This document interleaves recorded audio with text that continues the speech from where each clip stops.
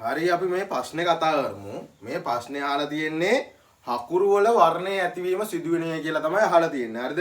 අහලා තියෙන්නේ මොකද්ද? හකුරු වල වර්ණයේ ඇතිවීම සිදුවෙන්නේ කියලා තමයි අහලා තියෙන්නේ. හරිද? කොහොමද මේ හකුරු හදන්නේ? අපි හකුරු හදන්න භාවිතා කරන්න පුතේ සුක්‍රෝස්. හරිද? ඔයාලා දන්න සීනි. හරිද? ඔයාලා දන්න ගෙදර තියෙන සීනි තමයි භාවිතා කරන්නේ. හරිද? සීනි තමයි භාවිතා කරන්නේ. හරිද? මේ සීනි ඉස්සෙල්ලාම කරන්න ඕනේ පුතේ රත් කරන එක. හරිද? හකුරු හදද්දී අපි මුලින්ම කරන්නේ මේ රත් කරන එක. හරිද? රත් කරාම පුතේ මේ සීනි වල තියෙනවනේ ජලය ඉවත් වීමක් සිදු වෙනවා. හරිද? මුලින්ම කරන්නේ මේ සීනි රත් කරන එක තමයි කරන්න ඕනේ. හරිද? රත් කරාම පුතේ මේ සීනි වල තියෙන ජලය ඉවත් වීමක් සිදු වෙනවා. හරිද? මේ ජලය ඉවත් වීමට අපි කියනවා විජලනය කියලා. හරිද? මේ වචන වැදගත්. හරිද? විජලනය කියලා. හරිද? මොකද්ද විජලනය කියන්නේ? සීනි වලින් ජලය ඉවත් වීම. අපි රත් කරාම මේ සීනි වල තියෙන ජලය ඉවත් වීමක් සිදු වෙනවා. හරිද? සාමාන්‍යයෙන් පුතේ මේ සීනි වල විජලනය සහ ආම්ලික තත්ත්වයටපත් වුණා. විජලනය සහ ආම්ලික තත්ත්වවලටපත් වුණාම මේකේ ප්‍රතික්‍රියා මාලාවක් සිදු වෙනවා. හරිද? සීනි ආම්ලික සහ විජලන තත්ත්වවලටපත් වුණාම ප්‍රතික්‍රියා මාලාවකට ලක් වෙනවා. මේ ප්‍රතික්‍රියා මාලාවකට ලක් වෙලා අපිට තද දුබුරු වර්ණයක් ලැබෙනවා. තද දුබුරු වර්ණයක් ලක් වෙනවා. දුබුරු වර්ණයකටපත් වෙනවා. හරිද? තද දුබුරු වර්ණයකටපත් වෙනවා. මොකද්ද වෙන්නේ? හකුරු හදද්දී මොකද්ද වෙන්නේ? අපි භාවිතා කරන්නේ සීනි. හරිද? සීනි මුලින්ම රත් කරනවා. රත් කරාම මේ සීනි වල තියෙන ජලය ඉවත් වීමක් සිදු වෙනවා. හරිද? රත් කරාම මේ සීනි වල තියෙන ජලය ඉවත් වීමක් සිදු වෙනවා. මේ ජලය ඉවත් වීමට අපි කියන්නේ විජලනය කියලා. හරිද? විජලනය කියලා. මේ ඊට පස්සේ මේ සීනි විජලනය සහ ආම්ලික තත්ත්ව ඇති විට ප්‍රතික්‍රියා මාලාවකට ලක් වෙනවා. හරිද? ප්‍රතික්‍රියා මාලාවකට භාජනය වෙලා තද දුබුරු වර්ණයක් හැදෙනවා. හරිද?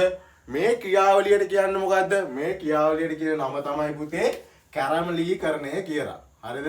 අපිට උත්තරය ආවා කැරමලීකරණය කියලා. හරිද? මොකද්ද එතකොට කැරමලීකරණය කියන්නේ මොකද්ද? කැරමලීකරණය කියන්නේ පුතේ සීනි විජලනය සහ ආම්ලික තත්ත්ව ඇති විට ප්‍රතික්‍රියා මාලාවකට ලක් වෙලා තද දුබුරු වර්ණයකටපත් වීම තමයි මේ කැරමලීකරණය කියන්නේ. මොකද්ද? සීනි විජලනය සහ ආම්ලික තත්ත්වවලටපත් වෙලා ප්‍රතික්‍රියා මාලාවකට භාජනය වෙලා තද දුබුරු වර්ණයකටපත් වීම තමයි මේ කැරමලීකරණය කියන්නේ. හරිද? මේ හකුරු වල වර්ණය වෙනස් වීම ඇති වුණේ මේ කැරමලීකරණය නිසා. හරිද? මං කිව්ව වචනයක් ප්‍රතික්‍රියා මාලාවකට භාජනය වෙනවා. මොකද්ද? ප්‍රතික්‍රියා මාලාවකට භාජනය වෙනවා. මාලාවකට භාජනය වෙනවා. හරිද? ඒ කියන්නේ පුතේ මේ සීනි විජලනය සහ ආම්ලික තත්ත්වවලටපත් වෙනවානේ. මේ විජලනය සහ ආම්ලික තත්ත්වවලටපත් වුණාම ප්‍රතික්‍රියා මාලාවකට භාජනය වෙනවා. හරිද? මේ ප්‍රතික්‍රියා මාලාවකට භාජනය වෙලා තද දුබුරු වර්ණයක් ඇතිවීමක් සිදු වෙනවා. හරිද? ඕක තමයි හකුරු නිෂ්පාදනය. මේ හකුරු හදද්දී වර්ණ වෙනස් වීම සිදු වෙන්නේ මේ ක්‍රියාවලියේදී. හරිද? ඒ කියන්නේ පුතේ ප්‍රතික්‍රියා මාලාවක් ගත්තාම දැන් සීනි ගන්නකො. මේ සීනි මුලින්ම සීනි. හරිද? සීනි. මේ සීනි පුතේ රත් කරාම ජල අණු ඉවත් වෙනවනේ. හරිද? ජල අණු ඉවත් වෙනවනේ. ජල අණු ඉවත් වීමත් සමග හැදෙන්නේ මොනවද? කැරමලාන්. හරිද? කැරමලාන්. මෙතනින් තමයි වර්ණ වෙනස් වීම ආරම්භ වෙන්නේ. කැරමලාන්. හරිද? කැරමලාන් තවදුරටත් රත් කරාම පුතේ කැරමලීන් හැදෙනවා. හරිද? කැරමලීන් හැදෙනවා. කැරමලීන් තවදුරටත් රත් කරාම හියුමින් හැදෙනවා. මේ හියුමින් අහිතකරයි. හරිද? මේ හියුමින් පුතේ අහිතකරයි. හරිද? ඒ කියන්නේ පුතේ සීනි රත් කරාම ජලය ඉවත් වෙනවා. හරිද? ජලය ඉවත් වෙනවා. ජලය ඉවත් වෙලා කැරමලාන් හැදිලා අය කැරමලා රත් කරාම කැරමලීන් හැදිලා කැරමලීන්ගෙන් පස්සේ හියුමින් හැදෙනවා. මේක තමයි ප්‍රතික්‍රියා මාලාව. හරිද? මේක තමයි ප්‍රතික්‍රියා මාලාව. දැන් ඔයාලා පාඩම් කරද්දී මේ කැරමලානුයි කැරමලීනුයි පැටලෙනවා. ඉස්සෙල්ලා සමහරක් වෙලාවට කැරමලීන් ලියනවා ඊට පස්සේ කැරමලාන් ලියනවා. හරිද? මේ කැරමලානුයි කැරමලීනුයි මතක් කරගන්න ලේසි විදියක් කියලා දෙන්න. ඔයා හිතන්න මේ නම් දෙකේ මේ මෙතන තියෙන පිරිමි නමක් වගේනේ. කැරමලාන් කියන්නේ පිරිමි නමක් වගේනේ. කැරමලීන් කියන්නේ ගැහණු නමක් වගේ. හරිද? ගැහණු නමක් වගේ. හරිද? ඊට පස්සේ ඔයා හිතන්න පුතේ රේස් එකක් දුවනවා ගෑනු කෙනෙකුයි පිරිමි කෙනෙකුයි. හරිද? කවුද ඉස්සෙල්ලාම එකට දුවන්නේ සාමාන්‍යයෙන්? සාමාන්‍ය දුවන්නේ කොල්ලන් ඉස්සෙල්ලාම ලියන්නේ. ඒ හින්දා එකටම ලියන්න ඕනේ කැරමලාන්. හරිද? කැරමලාන් තමයි ලියන්න ඕනේ. ඊට පස්සේ කැරමලි ඊට පස්සේ යූමි. මොකද්ද වෙන්නේ? මේ සීනි වල ජල ඉවත් වෙලා කැරමලාන් හැදිලා කැරමලින් හැදලා හියුමින් හැදෙනවා. හරිද? මේ ප්‍රතික්‍රියා මාලා මේ ක්‍රියාවලියට අපි කියන්නේ කැරමලීකරණය කියලා. හරිද? කැරමලීකරණය කියලා. සාමාන්‍යයෙන් මේ කැරමලීකරණයට කියනවා පුතේ එන්සයිමීය නොවන දුබුරු වීමේ ප්‍රතික්‍රියාවක් කියලා. මොකද්ද? එන්සයිමීය නොවන දුබුරු වීමේ ප්‍රතික්‍රියාවක් කියලා. ඒ කියන්නේ පුතේ ඔය ආහාර නරක වීමට බලපානවනේ සාධක. අපි ආහාර නරක වීමට බලපාන සාධක. හරිද? ප්‍රධාන සාධක තුනක් බලපානවා. ආහාර නරක වීම කියන්නේ ඔය ආහාරයක් අපිට පරිභෝජනයට ගන්න බැරි අවස්ථාවකටපත් වීමනේ. ඒකට පුතේ බලපානවා. මේ ආහාර නරක වීමට බලපානවා පුතේ සාධක තුනක්. හරිද? එකක් තමයි භෞතික සාධක. එකක් මොකද්ද? භෞතික සාධක.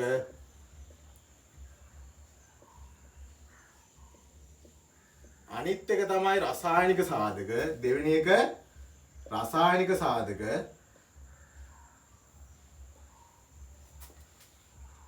තුන්වෙනි එක තමයි ජෛවීය සාධක. මොකද ආහාර නරක වෙන බලපාන ප්‍රධාන සාධක තුනක්. හරිද? එකක් තමයි භෞතික සාධක. අනිත් එක තමයි රසායනික සාධක. අනිත් එක තමයි ජෛවීය සාධක. හරිද? මේ ජෛවීය සාධක යටතට උදාහරණයක් වශයෙන් ගත්තොත් එන්සයිමීය ක්‍රියාකාරීත්වය බලපානවා. හරිද? එන්සයිමීය ක්‍රියාකාරීත්වය බලපානවා. එන්සයිමීය ක්‍රියාකාරීත්වය බලපානවා. අය එන්සයිමීය ක්‍රියාකාරීත්වය බලපානවා. අය මහා ජීවීන් සුද්ධ ජීවීන් බලපානවා. හරිද? මේ ජෛවීය සාධක යටතට පුතේ එන්සයිමීය ක්‍රියාකාරීත්වය අයිති වෙනවා. මහා ජීවීන් අයත් වෙනවා. අය අනිත් එක තමයි සුද්ධ ජීවීන්. දිලීර බැක්ටීරියා වගේ ක්‍රියාකාරීත්වය වෙලා ආහාර නරක වීම සිදු වෙනවා. හරිද? මේ කැරමලීකරණය කියන්නේ පුතේ එන්සයිමීය නොවන දුබුරු වීමේ ප්‍රතික්‍රියාවක්. හරිද? ඒ කියන්නේ පුතේ මේ එන්සයිම ආහාරයේ ක්‍රියා වෙලා අපිට ආහාරය දුබුරු වෙන්න පුළුවන්. එන්සයිම ක්‍රියාකාරීත්වය නිසා ආහාර දුබුරු වෙන්න පුළුවන්. අනිත් එක තමයි ආහාරය මුඩු වෙන්න පුළුවන්. හරිද? ආහාරය මුඩු වෙන්න පුළුවන්. මේ දුබුරු වීම ආහාරයක් දුබුරු වීම පුතේ ප්‍රධාන ආකාර දෙකකට වෙන්න පුළුවන්. එකක් එන්සයිම ක්‍රියාකාරීත්වය නිසා දුබුරු වෙන්න පුළුවන්. උදාහරණයක් කියන්නම්. ඔයාලා ඇපල් ගෙඩියක් කැපුවාම ඇපල් ගෙඩියේ පොලිෆීනෝලික් ඔක්සිඩේස් එන්සයිමේ තියෙනවා. හරිද? ඇපල් ගෙඩියේ පොලිෆීනෝලික් ඔක්සිඩේස් එන්සයිමේ ක්‍රියාකාරී වෙලා මේ ඇපල් වල තියෙන පීනෝලික සංයෝග ඔක්සිජන් සමග නිරාවරණය වෙලා ඔතොක්විනෝන් නැමැති බහුවවයක සංකීර්ණ බහුවවයක සංයෝගයක් හැදෙනවා. හරිද? ඒකෙන් තමයි දුබුරු වීම සිදු වෙන්නේ. ඇපල් ගෙඩියක් කැපුවාම ටික වෙලාවක් තිබ්බහම මතු පිට දුබුරු පැහැයක් ගන්නවනේ. ඒ එන්සයිම ක්‍රියාකාරීත්වය නිසා දුබුරු වීමක් තමයි වෙන්නේ. මේ එන්සයිම බලපෑමක් නැතුව ආහාර දුබුරු වීමක් වෙනවා. හරිද? ඒකේ ප්‍රතික්‍රියා දෙකක් තියෙනවා. එකක් මෙලාට් ප්‍රතික්‍රියාව. අපි දැන් හකුරු නිෂ්පාදනය කතා කරපු කැරමලීකරණයත් මේ එන්සයිමීය නොවන දුබුරු වීමේ ප්‍රතික්‍රියාවක්. ඒ කියන්නේ එන්සයිම ක්‍රියාකාරීත්වයන් බලපෑමකින් තොරව මේ එන්සයිම ක්‍රියාකාරීත්වයකින් බලපෑමකින් තොරව දුබුරු වීමක් තමයි මේ කැරමලීකරණය කියන්නේ. හරිද? මෙලාට් ප්‍රතික්‍රියාවයි කැරමලීකරණය කියන්නේ. මෙලාට් ප්‍රතික්‍රියාව ගත්තාම ඔක්සිආරක සීනි ඇමයිනෝ අම්ලත් සමග තාපය හමුයි. හරිද? ඇමයිනෝ අම්ලත් සමග තාපය හමුයි. මේක එන්සයිම ක්‍රියාකාරීත්වයක් නැහැ. මේකට කරන්නේ තාපය හමුවේ රත් කරලා අපි හැදෙනවා සීනි ඇමයිනෝ අම්ල නැමැති සංකීර්ණ සංයෝගයක්. සීනි ඇමයිනෝ අම්ල නැමැති සංකීර්ණ සංයෝගයක්. මේක පිළිකාකාරකයි. හරිද? මේ මෙලාට් ප්‍රතික්‍රියාවේ අවසන් ඵලය මේ පිළිකාකාරකයි. හරිද? ඒ කියන්නේ මේක හිතකර නිෂ්පාදන ගන්න. ආහාර නිෂ්පාදනයේදී අපි හිතකර අවස්ථාවලදී ගන්නවා. ඒත් මේ මෙලාට් ප්‍රතික්‍රියාවේ අවසන් ඵලය. හරිද?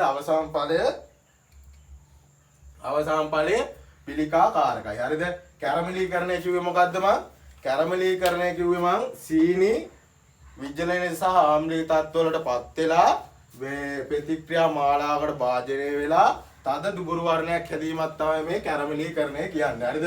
රසායනික සාධක වලට ගත්තාම ආහාර නරක වීමේ pH අගය ගන්න පුළුවන්. pH අගය. සාමාන්‍ය pH අගය ශුද්ධ ජීවීන් ක්‍රියාකාරීත්වය හොදින්ම සිදු වෙන්නේ 6.8ත් 7.5ත් අතරයි. මේ පරාසය තුල තමයි ආහාර හොදින්ම නරක් වීම සිදු වෙන්නේ. ඒ කියන්නේ ශුද්ධ ජීවීන් ක්‍රියාකාරීත්වය හොදින්ම සිදු වෙන්නේ. හොදින්ම සිදු වෙන්නේ මේ පරාසය තුල. ශුද්ධ ජීවීන් ක්‍රියාකාරීත්වය වර්ධනය හොදින් සිදු වෙද්දී ආහාර නරක් වීමක් වෙන්න පුළුවන්. භෞතික සාධක වලට ගත්තාම පුතේ උෂ්ණත්වය. හරිද? භෞතික සාධක වලට ගත්තාම උෂ්ණත්වය. හරිද? භෞතික සාධක වලට ගත්තාම උදාහරණයක් ගත්තොත් උෂ්ණත්වය. උදාහරණයක් කිව්වොත් ඔය කෙසෙල් ශීතකරණ වල ගබඩා කරාම ඒ වගේ පාටකින් පිපිරලා ගිහින් වර්ණ වෙනස් වීමක් සිදු වෙන්න පුළුවන්. හරිද? ආය තෙතමනේ. හරිද? තෙතමනේ. ඔයා මේ තෙතමනේට උදාහරණයක් කිව්වොත් ඔය පාන් වලට වතුර පොඩ්ඩක් දැම්මා පුස් ඇතිවීමක් සිදු වෙනවනේ. ඒ කියන්නේ තෙතමනේ වැඩි වෙලා පාන් වල පුස් හැට ගැනීමක් සිදු වෙනවා. දිලීර ක්‍රියාකාරීත්වයක් සිදු වෙලා පුස් හැට ගැනීමක් සිදු වෙනවා. මේ තෙතමනේදී ආහාර තෙතමනේ කියන්නේ ආහාරයේ තියෙන ජල ප්‍රමාණය වගේ සරල කිව්වොත් ඒකනේ ආහාරයේ තියෙන ජල ප්‍රමාණය තමයි මේ තෙතමනේ කියන්නේ. මේ ආහාරයේ ජලය පැවතිනවා ආකාර දෙකකින්. එකක් තමයි තදින් බැදී ඇති ජලය. අනිත් එක තමයි ලිහිල්ව බැදී ඇති ජලය. හරිද? මේ ලිහිල්ව බැදී ඇති ජලය තමයි ආහාර නරක් වීමට බලපාන්නේ. හරිද? ඒ කියන්නේ තදින් බැදී ඇති ජලය නෙමෙයි ආහාරයේ ලිහිල්ව බැදී ඇති ජලය තමයි ආහාර නරක් වීමට බලපාන්නේ. ඇයි මේකේ රසායනික ප්‍රතික්‍රියාවලට මාධ්‍ය සපයන්නේ මේ ලිහිල්ව බැදී ඇති ජලය. අය ශුද්ධ ජීවීන් ක්‍රියාකාරීත්වයට මේ ශුද්ධ ජීවීන් ක්‍රියාකාරීත්වයට බලපාන්නේ මේ ලිහිල්ව බැදී ඇති ජලය. හරිද? ඒ කියන්නේ ආහාර නරක් වීමට බලපාන්නේ මේ ලිහිල්ව බැදී ඇති ජලය. හරිද? අය ගත්තොත් කාලය. මේ භෞතික සාධක වලට උදාහරණය. අය අපවිත්‍ර කාරක. අපවිත්‍ර කාරක. අය යාන්ත්‍රික හානි. යාන්ත්‍රික හානි. අස්වනු නෙලීමේදී ගබඩා කිරීමේදී ඒ වගේ යාන්ත්‍රික හානි සිදු වෙන්න පුළුවන්. හරිද? මම මොකද්ද කිව්වේ? ආහාර නරක් වීමට බලපාන ප්‍රධාන සාධක තුනක්. එකක් භෞතික සාධක, අනිත් එක රසායනික සාධක, අනිත් එක ජෛවීය සාධක. හරිද? මේ ජෛවීය සාධක යටතට එනවා එන්සයිමීය ක්‍රියාකාරීත්වය. එන්සයිමීය ක්‍රියාකාරීත්වය. හරිද? එන්සයිම ක්‍රියාකාරීත්වය නිසා ආහාරයක් දුබුරු වෙන්නත් පුළුවන්, ආහාරයක් මුඩු වෙන්නත් පුළුවන්. හරිද? මේ දුබුරු වීම ප්‍රධාන ආකාර දෙකකට වෙන්න පුළුවන්. එන්සයිම ක්‍රියාකාරීත්වයක් නිසා දුබුරු වෙන්න පුළුවන්. එන්සයිම ක්‍රියාකාරීත්වයක් වෙන්නේ නැතුව දුබුරු වෙන්නත් පුළුවන්. හරිද? මේ එන්සයිම ක්‍රියාකාරීත්වයක් වෙන්නේ නැතුව දුබුරු වීමේ ප්‍රතික්‍රියා දෙකක් තියෙනවා. එකක් මෙලාට් ප්‍රතික්‍රියාව, අනිත් එක තමයි කැරමිලීකරණය. හරිද? ඕක තමයි සාරාංශයක් විදියට කිව්ව ආහාර නරක් වීම. හරිද? මේ ප්‍රශ්නේ අහලා තියෙන්නේ හකුරු වල වර්ණය ඇතිවීම සිදුවෙන්නේ කියලා. හකුරු වල භාවිතා කරන්න සීනිනේ මේ සීනි වල ජලය ඉවත් වුණාට පස්සේ විජලන තත්ත්වයටපත් වෙනවා. මේ විජලන තත්ත්වයටපත් වුණාම රසායනික ප්‍රතික්‍රියා මාලාවක් සිදු වෙලා මේ දුබුරු වර්ණයකට පත්වීමක් සිදු වෙනවා. හරිද? ඒකට කියන්නේ අපි කැරමලීකරණය කියලා. රසායනික ප්‍රතික්‍රියා මාලාව සුක්‍රෝස්, සීනි, කැරමලාන්, කැරමලින්, හියුමින්. කැරමලාන්ගෙන් තමයි වර්ණ වෙනස් වීම ආරම්භ වෙන්නේ. කැරමලින් තද වර්ණ මේ දුබුරු වර්ණයක් ගන්නවා. මේ රන්වන් දුබුරු වර්ණයක් ගන්නවා. හියුමින් මේ තද දුබුරු වර්ණයක් ගන්නවා. හියුමින් අහිතකරයි. හරිද? එතකොට මේකට උත්තරේ 3 කැරමලීකරණය. එක දීලා තියෙනවා මෙලාට් ප්‍රතික්‍රියාව. මෙලාට් ප්‍රතික්‍රියාව නෙමෙයි. හරිද? මෙලාට් ප්‍රතික්‍රියාව ඔය බේකරි නිෂ්පාදන ඔය පාන් බනිස් වගේ අර උඩ ගුරු පාටට වගේ තියෙන්නේ. ඒ මෙලාට් ප්‍රතික්‍රියාව වෙලා. හරිද? මෙලාට් ප්‍රතික්‍රියාව නෙමෙයි. එන්සයිමීය ක්‍රියාකාරීත්වය කියලා තියෙනවා. එන්සයිම ක්‍රියාකාරීත්වය නෙමෙයි. එන්සයිම ක්‍රියාකාරීත්වය ඇපල් ගෙඩියක අර කැපුවාම පෙති කැපුවාම දුබුරු වර්ණයක් වගේ ඇති වෙන්නේ මේ එන්සයිම ක්‍රියාකාරීත්වය නිසා. හරිද? තුන්වෙනි එක දීලා තියෙනවා කැරමලීකරණය කියලා. උත්තරේ කැරමලීකරණය. හරිද?